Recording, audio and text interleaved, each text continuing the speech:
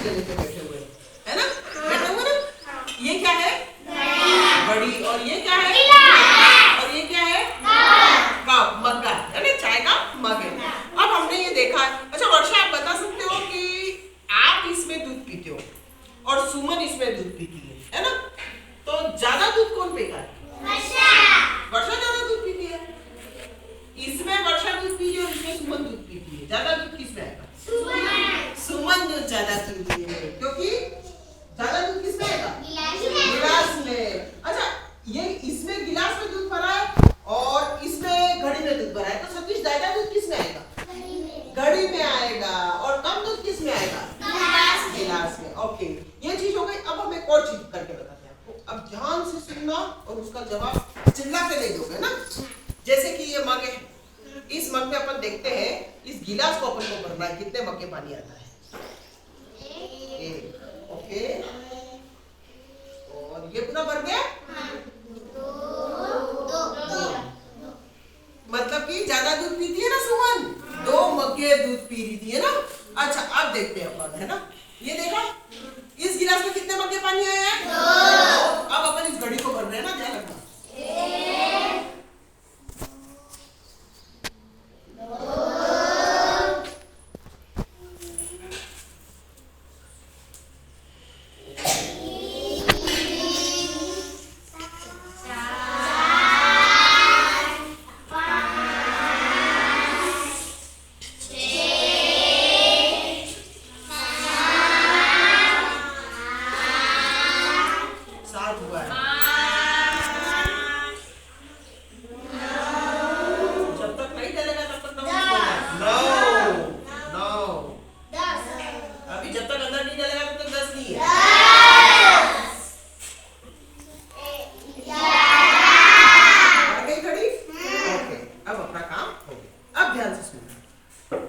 अब जिसे पूछूंगी वही जवाब देंगे ना।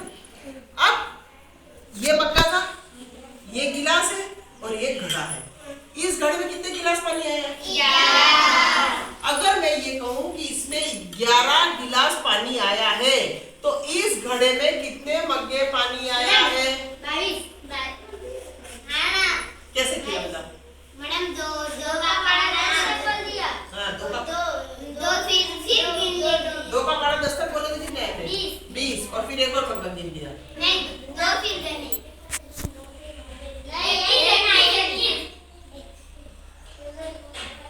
दो गिने ना भाई। आपने क्या किया कि 10 बार तो इसका 2 का पारा 10 तक बोल दिया, 20 आए और फिर आपने 2 और गिन लिए, तो 20 और 2 22। और कोई तरीका? इसमें 22 मग्गे पानी आया। और क्या हो सकता था? गिलास कितने आए हैं? 11 गिलास पानी आया है। इस गिलास में कितने मग्गे पानी आता है? 2। तो 2 को कितनी बार जोड़ना पड़ेगा? 11 बार। तो 2 को 11 बार जोड़ना, 2 को बार जोड़ना। तो बार जोड़ने का मतलब क्या होता है? गुणा करना। तो 2 में 11 का गुणा करो, कितने आते हैं? 22। क्या किया आपने? 2 का पारा 10 तक बोल दिया, फिर 2 का पारा फिर बोल दिया। 2 फिर बार बोल दिया, तो आपके कितने आते फिर? 2 दो बार बोल दिया तो 22 आए। ओके, और कोई तरीका? 2 गुना 11 है, तो 11 का पारा 2 बार नहीं बोल सकते? 11 दूनी 22। तो ये होती है धारिता। मतलब इस घड़े की धारिता कितने मग है? कितने मग्गे हैं? इस घड़े के कितने गिलास धारिता है?